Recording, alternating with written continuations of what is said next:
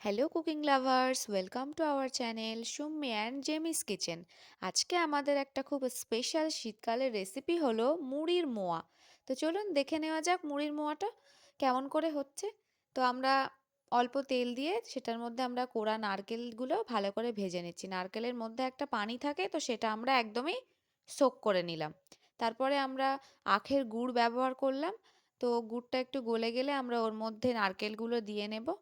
লো ফ্লেমে নাড়তে থাকবেন, না হলে গুড়টা কিন্তু তলায় লেগে যেতে পারে। শীতকালের বিকেলে এটা কুড়মুড় করে খেতে খুব ভালো লাগে। আমরা তো সবাই এটা প্রায় বিকালে খাই যখনই আমাদের বাড়িতে বানানো হয়। খুব ভালো হয়েছিল, মুড়ির মোয়াটা খুব সুন্দর করে জোড়ো লেগেছিল। তো একটু ঘন হয়ে আসলেই আপনারা মুড়িটা দিয়ে নেবেন, আর মুড়িটা দিয়ে একদম আলতো হাতে নাড়তে থাকবেন যাতে সব মুড়ির গায়ে ভালো করে গুড়টা লেগে যায়।